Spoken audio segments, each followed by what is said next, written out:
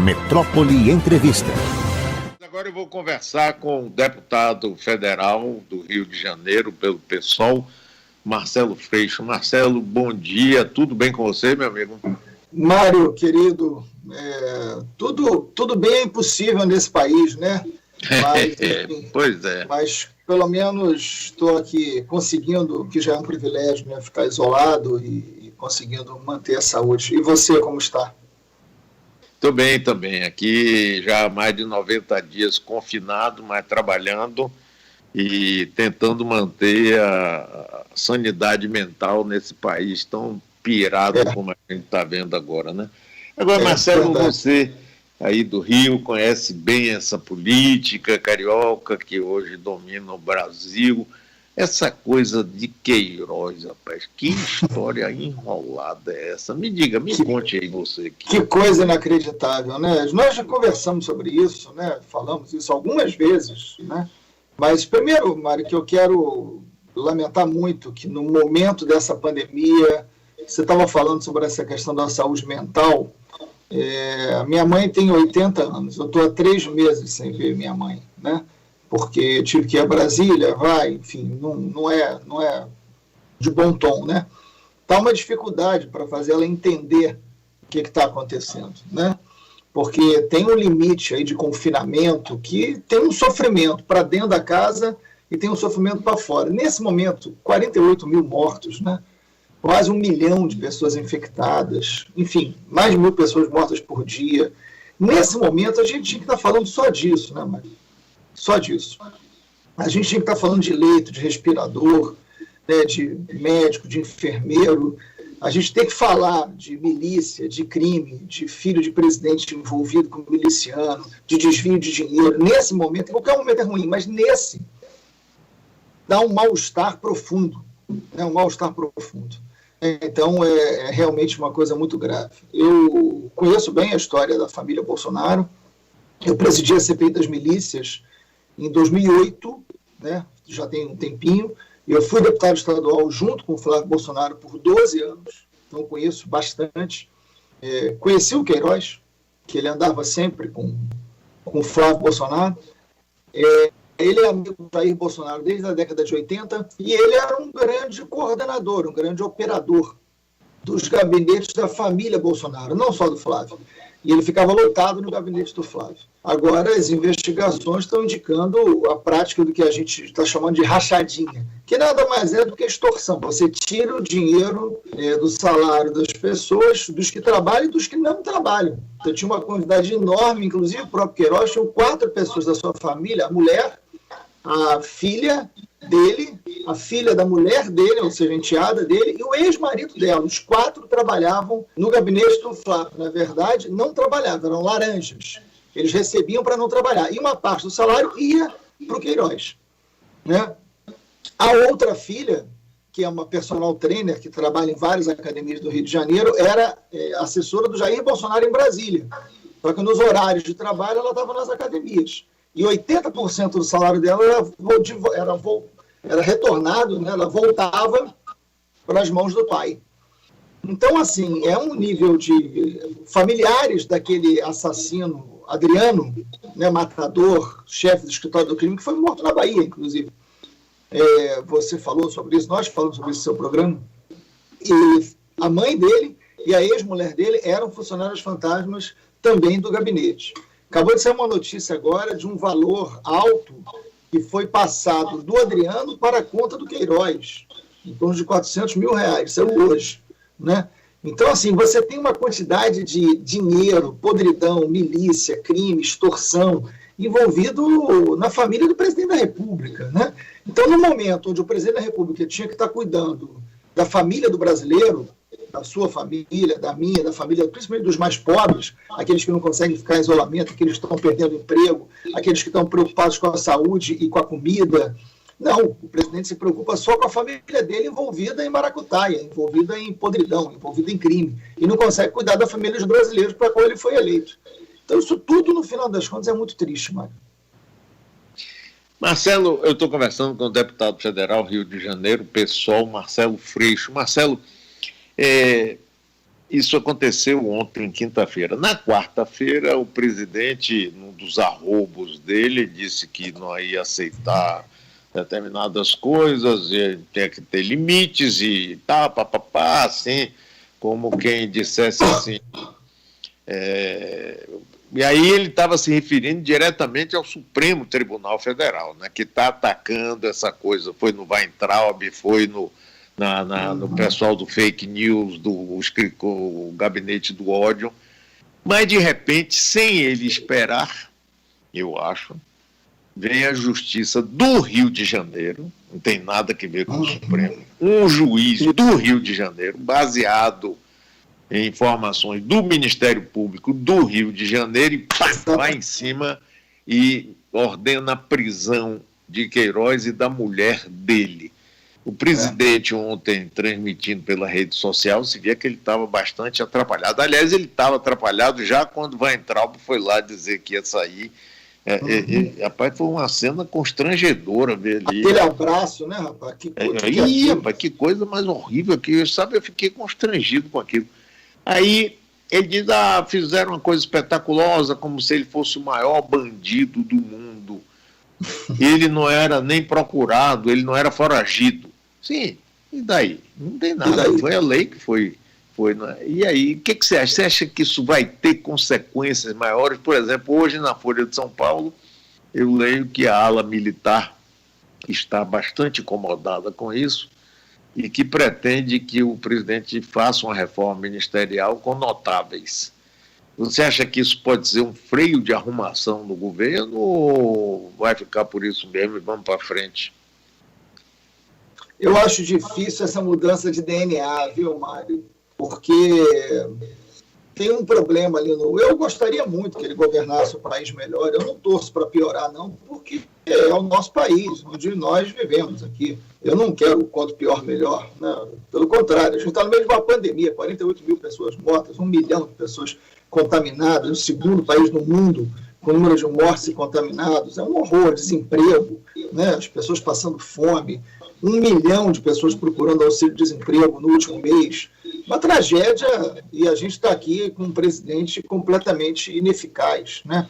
O que ele fez ontem, que você está muito bem lembrando, foi muito sério. Ele estava reclamando das investigações sobre fake news, investigações, aí sim, autorizadas pelo Supremo, que serve para isso, né? Porque se o Supremo não puder trabalhar porque o presidente não gosta, aí não faz sentido ter Supremo. O que o presidente tinha que estar reclamando era dos seus aliados, que financiaram com dinheiro público fábrica de mentiras sobre as pessoas. Eu sou vítima dessas mentiras quase toda semana. Toda semana eles dizem alguma coisa que é mentirosa a meu respeito. Fazem isso de todos quem eles consideram inimigos.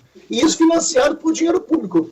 O que o presidente tinha que fazer era vir a público, Mário, e dizer o seguinte, olha, sinto muito, lamento muito que aliados meus tenham feito isso. Mas não, ele protege os aliados que cometeram crime contra a democracia, porque você financiar fake news, você financiar atos antidemocráticos que pede fechamento do Supremo, intervenção militar e fechamento do Congresso, isso é previsto na Constituição como crime. Então, o que a gente está aqui dizendo é que você não pode promover ato antidemocrático, ainda mais usando dinheiro público. Por isso foram investigados. E não tinham que ser investigados. O Supremo está errado em dizer que tem que investigar. Então, não errou. E aí ele faz ameaça, ele sempre ameaça a democracia. Assim não dá, né? Olha, ele fala, não estão deixando eu governar. Mário, vamos lá.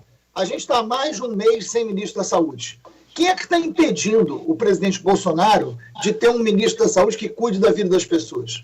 Foi você que impediu? Foi a sua rádio? Foi o governador de algum lugar? Alguém está impedindo o Bolsonaro? Não, ele mandou embora 2 ministros da Saúde porque não concordavam com ele, que não entende pataquara de saúde. Né? Ninguém quer ser ministro da Saúde do Bolsonaro porque é criminoso o que ele faz ali.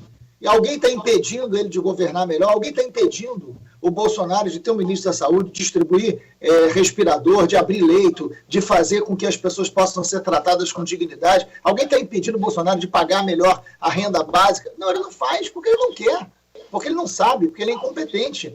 Então não tem nada que não deixam governar. E quando uma pessoa é eleita, ela é eleita para cumprir a Constituição. Tem independência dos poderes.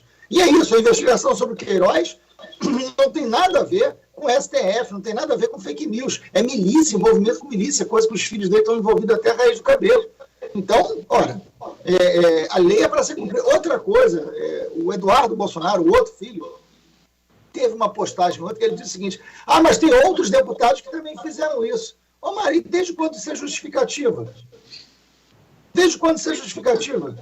Então você vai pegar um cara que roubou, o cara fala, não, mas peraí, o outro tá ali, cara também roubou. Aí você não vai pagar por isso? Que investiguem todos os deputados que fizeram a mesma coisa. Agora, o Queiroz movimentou em um ano 1.200.000, sacando dinheiro, pagando contas do deputado Flávio Bolsonaro em dinheiro. Quem pagava era o Queiroz, mensalidade das filhas e plano de saúde. Então, são coisas muito difíceis de serem explicadas.